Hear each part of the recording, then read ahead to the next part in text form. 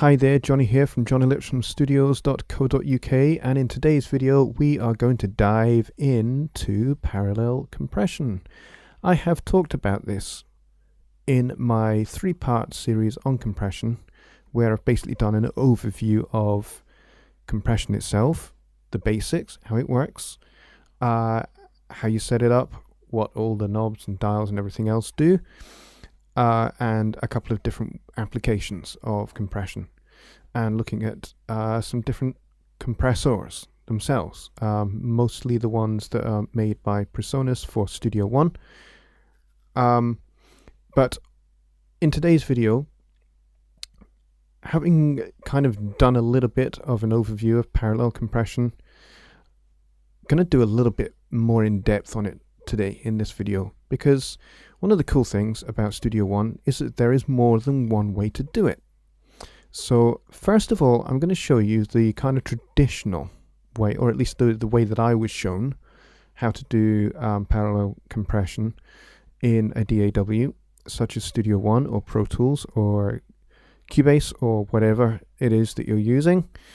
And the traditional way is you create a separate bus that you route your drums, or at least some of your drums, to that particular channel. In this case, this one here, this bus called P drums, P for parallel.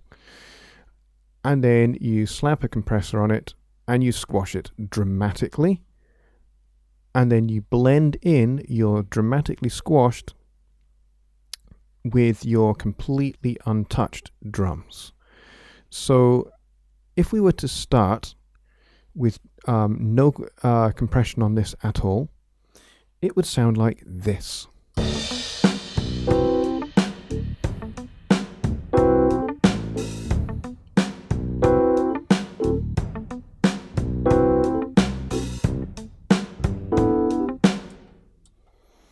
Now, as you can hear with these drums, there's already quite a lot of room sound kind of recorded into it, the samples, because it's a sample drum set. So let's say we kind of like that, and we want to exaggerate that a little bit more, exaggerate that room style. You can do that with parallel compression, because compression, as I have spoken about in my other videos on compression, is that what that does is it turns the loud stuff down, and then you use the makeup gain to bring the whole thing up, the whole dynamic range up to a louder level. Ostensibly, that means that anything that is soft is going to get turned up. So something like the room, the ambience of a room where a particular instrument, in this case the drums, are recorded, that is going to get turned up and made much more pronounced. So let's say we like that, and that's what we want to achieve. You can do that with parallel compression. I'm struggling with that word today. Parallel compression. So as I've said, the traditional way is to create a separate bus where you route separately to that bus, so you have two drum buses, one that's untouched and one that has ridiculous compression on it. And that's how you achieve that effect, which would sound like this. Now, the way you achieve that, before we get into it, is you create your bus and then do a pre-fader send, so that you're sending a copy to that. So you've got one untouched and one heavily processed. And that means that my regular drum bus here can just receive its regular processing, its regular EQ, its regular compression, whatever that might be. And I'm sending a completely separate copy of that signal to my parallel bus, which I'm then processing in a completely different way. And then you blend the two together. And that's how you achieve that effect. So what I have here on my parallel bus is I have this MJUC compressor from Klanghelm. And as you can see, I have the compression cranked. Medium attack, fast recovery of release.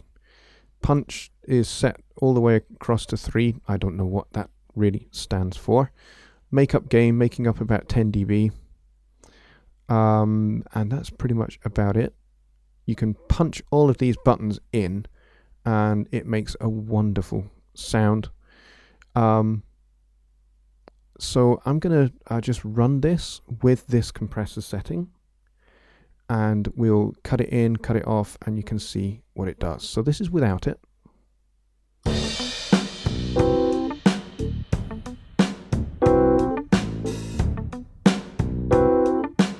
And let's kick it on.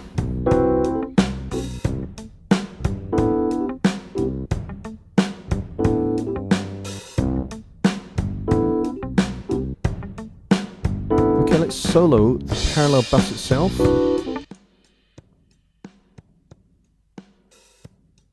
Okay, that's at minus 21.8 just now, but if I was to turn that up, that's what that sounds like. Pretty disgusting.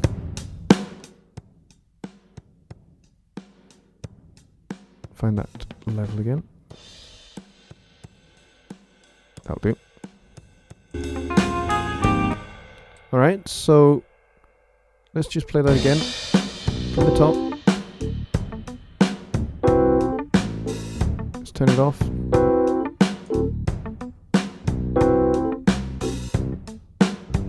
And back on.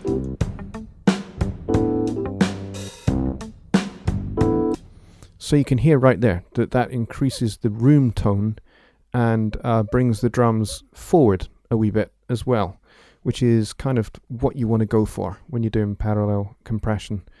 You want to bring the drums a little bit forward so the perceived volume appears to be louder and much more in your face. That's kind of what you want to achieve with parallel compression. So that is one way to do it. Let's just close that. That is one way to do it, and that is the more traditional way to do it. But with Studio One version 3, there is a way to do it that requires no extra channels and no extra setup. And I'm going to turn the pre-fader send off because we do not need it anymore.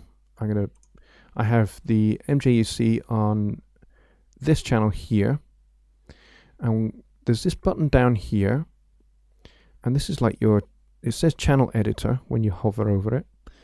So when I click that, these buttons open up. Not going to do anything with those, but there's this little button here, and that says routing. So we click that, and what you can do is you can create something called a splitter. You just grab this little hand that says splitter, and you drag it, and this little circuit diagram appears. And what we've done is we've split the signal in two. One half is going through with no processing. The other half is going through our Klanghelm compressor. And I'm using the Mark II in this occasion because I want to use the limiting ratio on this. I'm making up 11 dB again. And a little bit more drive because I decided that I wanted for it to be a bit more gritty. And this sounds pretty cool. So let's turn this off to start with.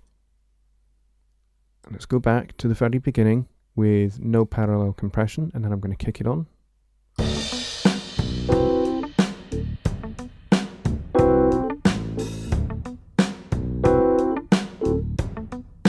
Let's kick it on.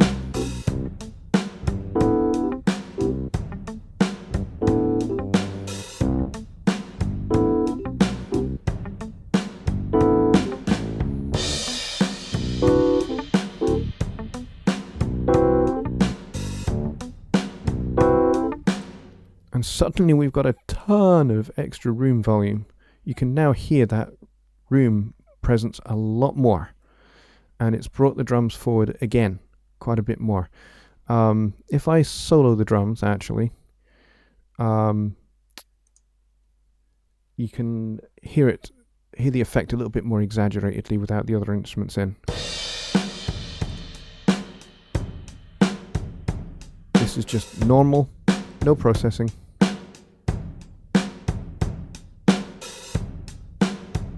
Parallel.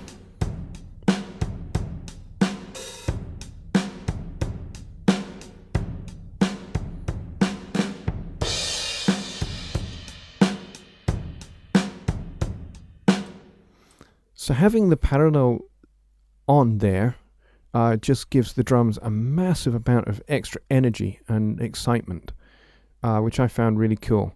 Now, if I have the mix all the way over, it just becomes a little bit messy, a little bit too messy. As much as I want it to mess it up, I didn't quite want it to be that much. So I backed it off to just over halfway, and that seemed to be about right. So what the mix knob does, for those that you don't know, is it blends between the dry and the wet signal.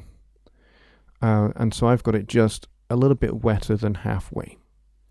And that just sounded cool, I thought. So there you have it. 2 different ways to do parallel compression.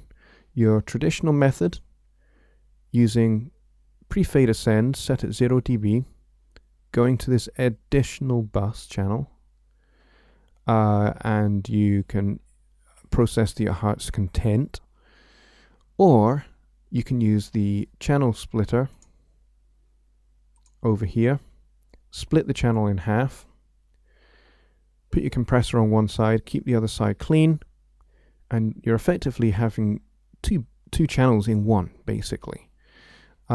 It's a very, very cool feature of Studio One version 3. This channel routing facility is fantastic. You can go crazy. You can add like 4 or 5, I think, splits to your one channel and then have it all sum back in. So you can do crazy, weird things if you want to. You can get utterly creative with this. You can do disgusting things to the drums and then blend it all back in. And who knows, you may come up with something even cooler than parallel compression. But either way, this is very cool if you are a Studio One version 3 user. This is very cool. So dive into it, and I will see you on the next one. Bye for now.